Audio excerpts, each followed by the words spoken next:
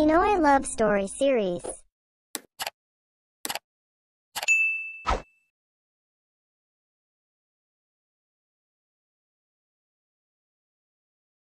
Lumaking palaban, mataray at laging akala mo'y kaya ang lahat. Palasagot sa kanyang kinalakihang magulang na umampun sa kanya at minahal siya na parang tunay na anak. Mahilig mag-cutting class, magaling magsinungaling. Ganyan lumaki si Ada. Wika nga ng matatanda, suwail na bata. Sabi naman ngayon ng mga kabataan, black sheep. Pero matalino si Ada. Kahit pala absent sa oras naman ng final exam, nakakasagot at nakakapasa. Doon ka magtataka. Talagang may katalinuhan nga ang dalaga. Nakagraduate naman si Ada ng college at kahit pa ang nagastos ng magulang ay halos isang halaga na ng bahay at lupa. Okay lang sa kanila, mahal na mahal kasi nila si Ada. Na makagraduate, nakiusap si Ada sa magulang na magbabakasyon muna sa resort ng kanyang mga pinsan. At pumayag naman ang ama nito. Well, mabuti pa nga Ada, nang matigil mo na ang kakaparty mong gabi-gabi. Umaga ng Friday, excited na si Ada at naitawag na ng mama niya na padating si Ada at naibili na lahat-lahat dahil nga sa ibang pag-uugali ni Ada. Buti na lang Han, wala pang BF ang anak mo. Sambit ng ina ni Ada. Di ako sigurado Han, may nakakapagsabi sa akin, marami na daw naka one night stand ang anak mo. Sagot naman ng ama ni Ada. Pinadala ng ama ni Ada ang sasakyan niya upang di na mahirapan sa napakadaming abubot ni Ada na akala mo'y doon natitira. Anak, ano ba namang dami ng dala mo? Wika ng ama ni Ada. Dad, walang pakialamanan ng mga gamit. It's mine, okay? Okay. Ayoko na makipagtalo sa'yo. Sige, dahan-dahan sa pagdadrive. Kilala na kita. At may laman na yung ATM mo. Wika ng ama ni Ada. At agad pinaharurot ni Ada na parang nakikipagkarera. Dumaan muna sa isang mall si Ada. Namili ng mga kagamitan at mga pagkaing alam niya na wala sa pupuntahan niya. Matapos ito, bandang 11 a.m. na nakaalis ng Maynila si Ada. Nakarating naman ng safe si Ada sa resort at sinalubong siya ni Nanay Eva, katiwala ng resort. Welcome home, Ma'am Ada. Handa na po ang hapunan. Alam namin pagod na pagod ka na. Okay, salamat naman kung ganun. Pakibabangan ng mga gamit ko, lahat ha? At bilang ko lahat yan, pag may nawala, humanda kayo. Ganyan manalita si Ada, prangka at mataray pero naibili na ng mama ni Ada ang lahat-lahat kay Nanay Eva. Tatagal ako dito. Ayoko nang pinakikialaman ako ha? At ayoko nang pahara-hara kayo pag di ko naman kayo tinatawag. Naiintindihan nyo? At umiwas kayo sa lugar ko, gusto ko ng tahimik. Gusto ko ako lang, okay? Opo, ma'am. Sabay-sabay imik ang mga tauhan pero may isang lalaking masama ang titig kay Ada.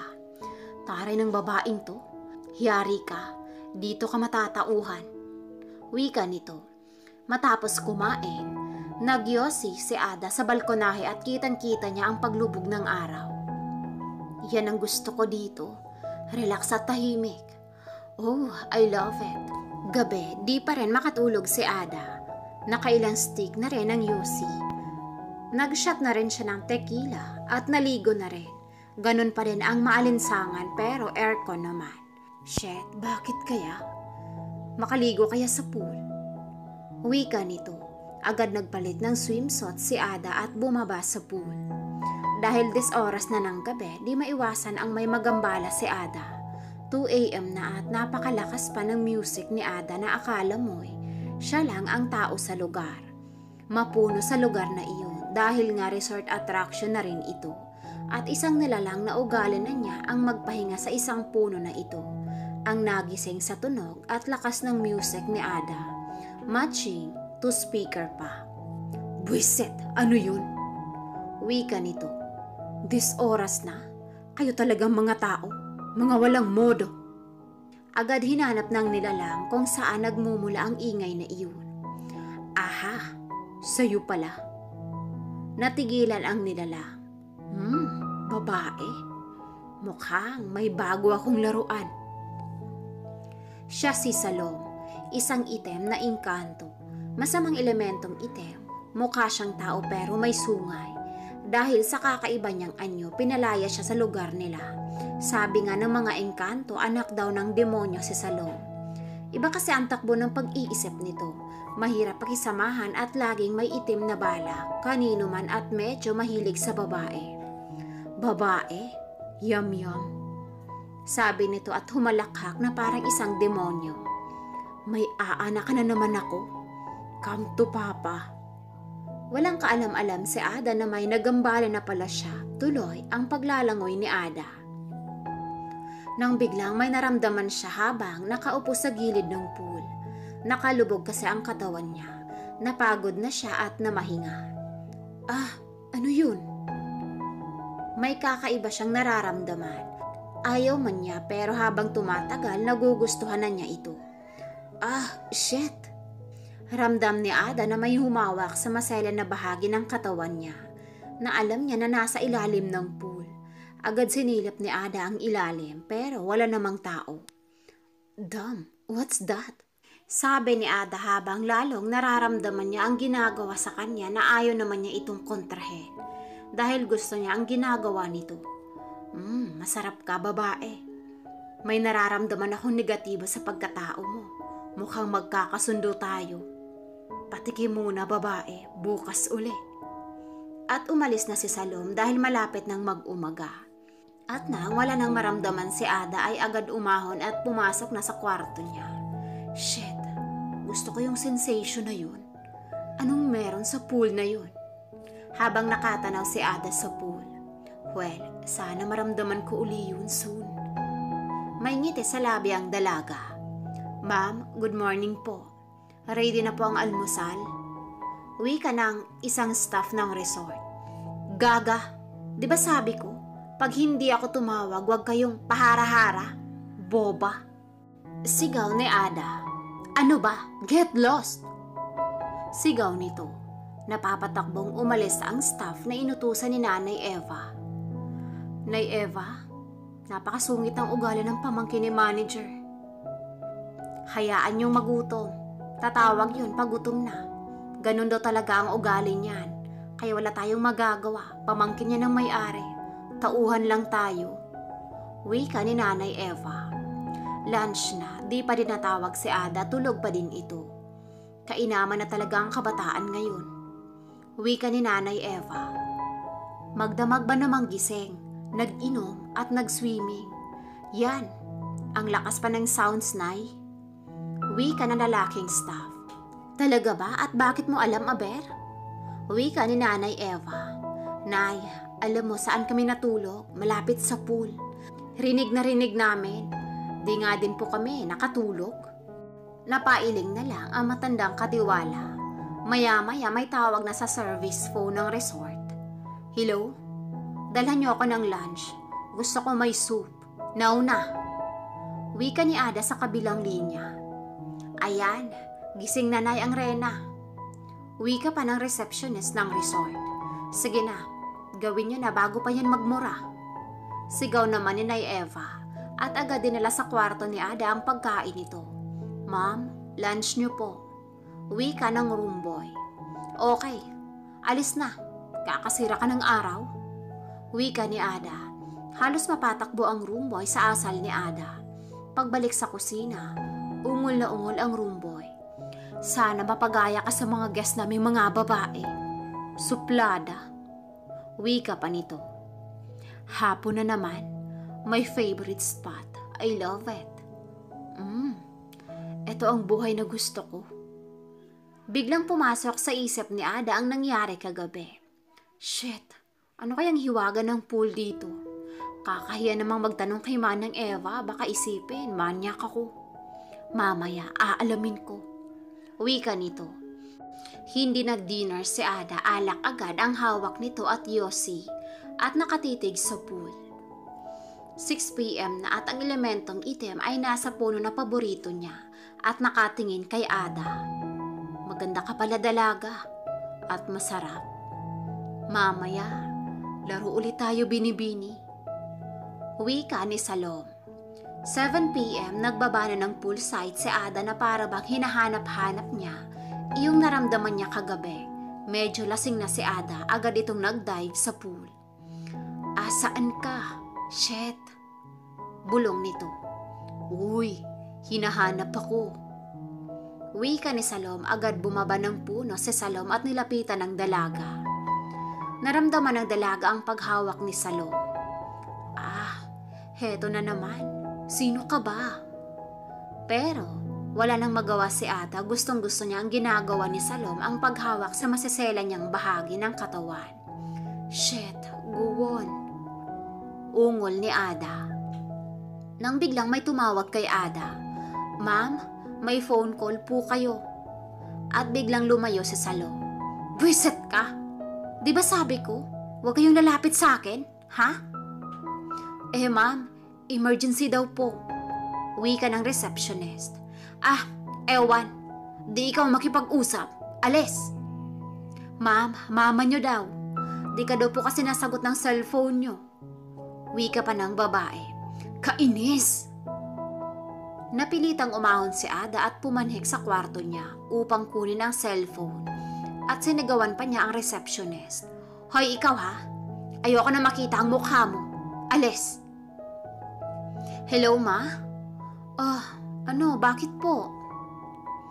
Anak, wala na ang daddy mo. Wika ng mama ni Ada. Ha? Bakit po? Inatake siya sa puso kagabi, Ada. At ikaw ang isinisigaw niya. Hinahanap ka ng daddy mo. Wika ng mama ni Ada. Ma, okay ka lang ba? Okay lang ako, anak. Dahil hindi katoliko ang daddy mo, agad na ipinalibing kanina mismo, anak. Ganun ba, ma? Uuwi pa ba ako dyan? Wika ni Ada. Huwag na, nak. Bawal magbiyahe sa kanila ang pamilya ng namatay. Basta, ipagdasal mo ang daddy mo at mamaya bago ka matulog magdasal ka, ha? Okay, ma. Ingat ka, ma. Pero hindi sinunod ni Ada ang bili ng mama niya. Mas excited pa siyang bumalik sa pool.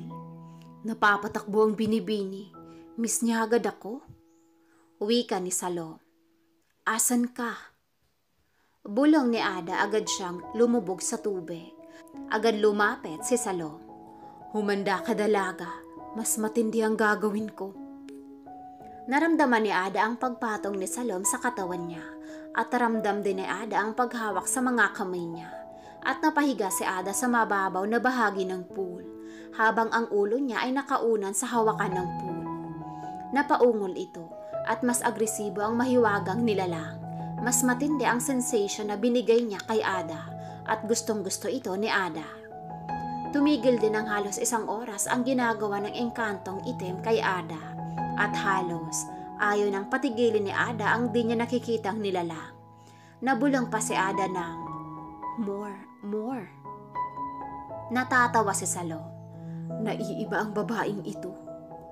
Wika pa nito. Bumalik sa katinuan si Ada. Shit, sino ka ba? Wika nito at wala na si Salom. Bumalik na ito sa puno kung saan siya nagpapahinga. Pinapanood niya ang dalaga kung ano ang gagawin.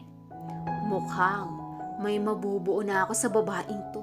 Sa wakas, magkakaanak na ako. Halos araw-araw ginagawa ni Salom kay Ada ang ganoong senaryo. At ngayon sinundan na ni Salom ang dalaga sa mismong kwarto nito. At halos ilang linggo na ganoon ang ginagawa nila. Sino ka, please? Pakilala ka. Bulong ni Ada. Hindi mangyayari iyan, dalaga. Sa isip ni Salom. Pag nakita mo ko, baka kamuhian mo ko. Anak, yan lang ang gusto ko. Wika ni Salom. Isang gabi, maulan noon, ang roomboy ng resort may maitim na balak kay Ada. Matagal na pala itong lihim na pinapanood ang mga ginagawa ni Ada. Ang pag-ungol ito at pagkilos na parang may kaniig na wala namang makita ang roomboy. Dahilan kaya pinagtangkaan niya si Ada.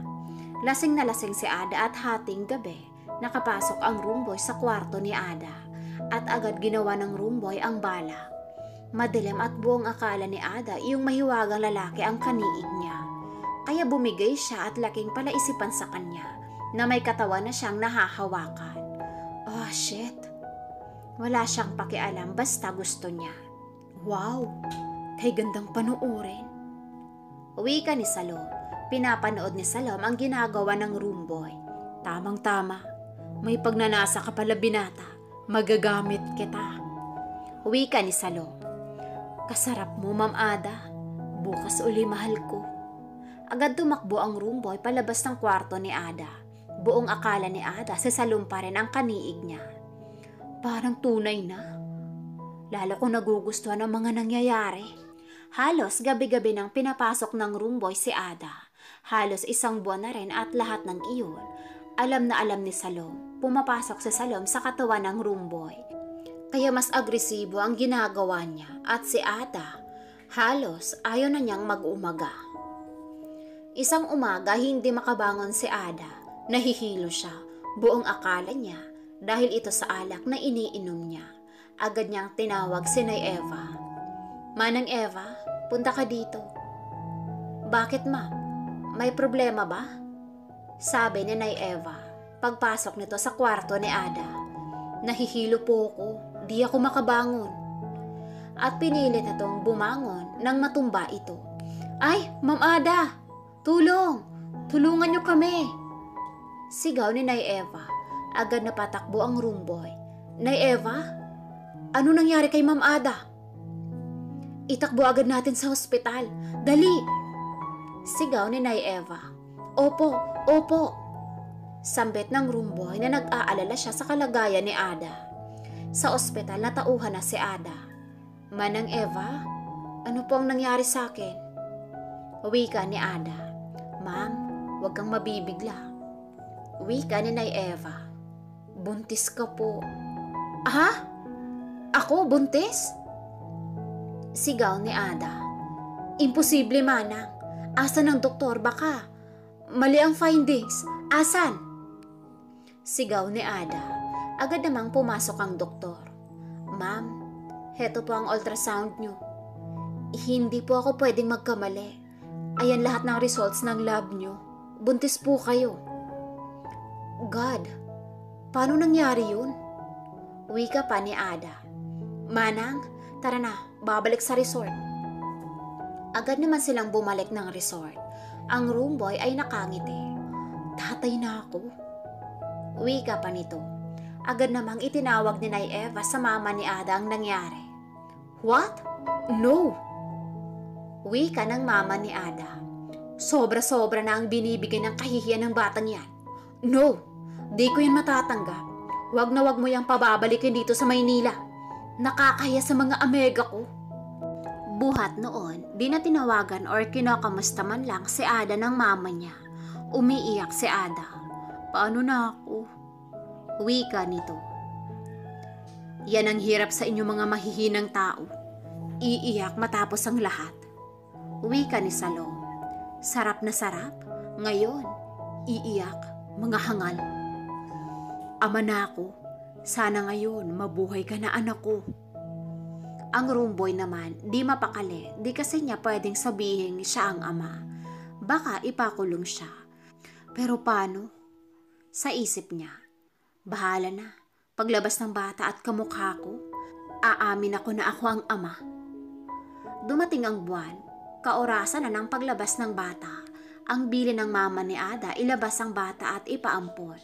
Wag na wag dadalhin sa Maynila at ayaw niyang makita si Ada. Nilalagyan ng mama ni Ada ang ATM nito panggasto sa ospital. Napaluha si Ada. Ayaw na sa akin ni mama. Sana mamatay na lang ako. Ito na ang araw ng pagsilang ni Ada. Agad ipinasok ni Nay Eva sa ospital si Ada. Maraming doktor ang umaalalay. Nagwawala kasi si Ada. Napakalakas nito. Di maipaliwanag ng mga doktor at nang ilabas ni Ada ang bata. Nagkakagulo sa loob ng ER. Sigawan ang mga doktor. Halimaw! Demonyo! God! Takbuhan lahat ng tao sa loob ng ER. Naiwan ang bata sa sahig, batang lalaki. Nagtaka si Nay Eva at ang room boy. Agad silang pumasok sa loob. Nakita nila ang batang lalaki na may sungay. maitim at mabalahibo. Nahimatay si Nay Eva. Si Ada wala pa ring malay.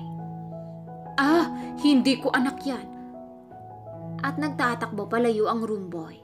Naramdaman ni Salom ang presensya ng anak niya. Kaya agad itong pumunta sa ospital. Naabutan ni Salom ang anak niya na nasa sahig. Akmang dadamputin ni Salom nang may pumalo sa ulo ng anak niya, isang guard ng hospital. At may tubig na bumuhos, nasugatan si Salom. Ah! Aray! Anak ko! Sigaw ni Salom. Father, sige pa po, buhusan nyo. Pati ang ina ng bata, buhusan nyo ng holy water. Sigaw ng doktor. Agad naglaho si Salom. Naulit muli. Pinatay na naman nila ang anak ko. Malupit ang mga tao. Di na makabalik si Salom sa hospital. Malulusaw siya sa holy water. Nagising si Ada sa senaryo na nagkakagulo. Nakita niya ang anak niya, duguan ang ulo. At kitang-kita ni Ada ang itsura nito. Shit! Ano yan? Hindi ko anak yan. No! Nawala sa katinuan si Ada, agad naman siya ginamot ng isang doktor at agad inilipat ng ward. Tinurukan muna ng pampatulog upang kumalma ito. Pinasara ng hospital ang ER upang linisin at pinagbawalan ng ibang tao na pumasok sa ER. Si Nay Eva ay napakonfine na rin, inatake ito sa puso at ang bata patay na ito. At utos ng pare sunugin ito at itapon sa dagat ang abo. Ang roomboy naman tumakas na at umalis ng resort sa tindi ng takot. Nang magising si Ada, wala na ito sa katinuan, nabaliw ito. Transfer to mental hospital. Yan ang utos ng doktor. Awang-awa ang mama nito. May lahi palang baliw si Ada. Anak pala ng isang baliw si Ada. Doon sa mental siya kinuha at inampon ng daddy ni Ada. Kaya di na nagtataka ang mama ni Ada nang mangyari ito. Si Nay Eva na tuluyang ma-stroke at laging tulala sumisigaw ng, "Ang bata halimaw!" Awang-awa ang mga kamag-anak ni Nay Eva sa kanya. Buhat noon, kinatakutan na ang resort. Pinasara na ng mayor ang resort at nagmistulang ghost town ang malawak na lugar. At usap-usapan pa rin ng mga tsismosa ang naganap na pangyayari kay Ada. Takot ang mga taong lumapit sa lugar na iyon. May demonyo daw dyan. Wika ng mga minors sa lugar. Demonyo daw ng rape ng guest. Yan ang kumalat na balita. Nagpunta na sa Amerika ang mama ni Ada. Wala na siyang balak pa bumalik ng Pilipinas. At si Ada sa mental. Love me. Love me. Oh, shit. I love it. Kaawa-awang babae. Nabaliw, na-rape daw ng demonyo. Bulungan ng mga nurse. Katakot naman. Ayoko dyan mapaduty, kakatakot. Si Salom, lumapit lang ito ng resort at nag-aabang ng mga spoiled brat na dalaga na bago niyang bibiktimahin. Bagong pagkakaabalahan. Mga babaeng mababa ang moral. Andyan na ako. Lumipas ang ilang taon at tuluyan na akong nakarecover sa mga nangyari sa akin. Ang akala ng mga tao ay nabaliw ako pero hindi iyon totoo. Dahil kahit naman anong sasabihin ko sa mga ito ay di naman sila maniniwala. Kaya wala akong magawa kundi tumahimik na lamang.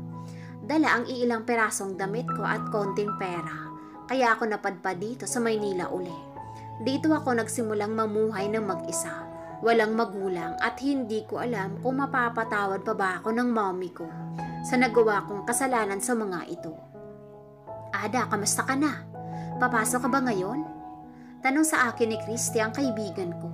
Kasamahan ko kasi ito sa kumpanyang pinapasukan ko ngayon at hindi din lingid sa kaalaman nito ang nangyari sa akin noong nakaraang 2 taon. Oo no, naligo na nga ako eh. Tsaka magbibihis na din ako. Wika ko dito. Ako din magbibihis na din. Sabay na tayo ha? Sabi nito sa akin. Sure, sige sabay na tayo. Ngiting wika ko dito. Sa kumpanyang pinapasukan namin, dito ko nakilala ang anak ng boss namin. May pagka-playboy image ito pero mabait naman. Hello Ada, kamusta ka? Tanong sa akin ni Anthony, ang anak ng boss nila. Gusto ko sanang deadmahin ito, kaya lang baka matanggal naman ako sa trabaho. O okay lang po ako, si sir, bakit ho? Tanong ko dito, nauutal pa talaga ako. Wala lang Ada. Pwede ba kitang maimbitahang mag-dinner mamaya? Tanong nito. Naku sir, pasensya na ho. Ayoko po eh. Marami pa po kasi akong gagawin ngayon.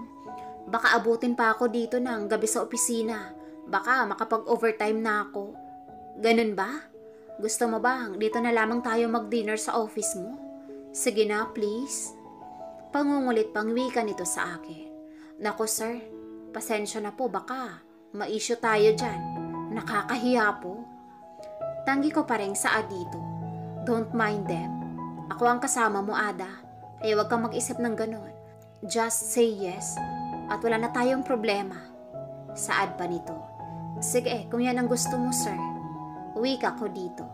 Mabilis lumipas ang 2 buwan ay nanligaw sa akin si Anthony. Sino ba naman ako para tanggihan ito? Syempre. Mahal ko din ang lalaki. Kahit pamayaman ito. Kasabay ng pakikipagrelasyon ko sa anak ng boss namin ay nagulat ako nang may naghahanap sa akin sa labas ng kumpanyang pinapasukan ko. Nagtaka man ay pinuntahan ko na ito. Tumulo ang luha ko nang makitang si Mommy ang naghihintay sa akin. Anak, Ada, kamusta ka na? Tanong nito sa akin. Ma'am, bakit ho kayo na parito? Tanong ko dito. Anak, patawarin mo ko. Sobrang namimiss na kita, iha. Wika nito sa akin. Sinugod ko kagad ito ng yakap. Nag-iyakan na kami ng mommy ko. I'm sorry, anak. Matagal kitang tinikis ng maraming taon. Pasensya ka na, ha? Iyak nitong wika sa akin. Ma'am, okay lang po. Naintindihan ko po kayo. Pasensya na din po sa nagawa ko. Wika ko pa dito. Sa bahay na inuupahan ko, tumuloy ang mommy ko. Naging masaya ang mga panahong magkasama kami ni Mommy. Naipakilala ko na din si Anthony sa nanay ko. At wala naman akong narinig na tutol ang aking ina hanggang sa nag-propose na sa akin si Anthony. At iyon na nga ang hinihintay ko. Agad akong sumagot sa proposal nito. Akala ko nga'y wala nang siseryoso sa akin sa kabila ng mga pangyayari sa buhay ko. Nagpapasalamat pa rin ako sa Diyos dahil tinulungan niya akong ayusin ang sarili ko.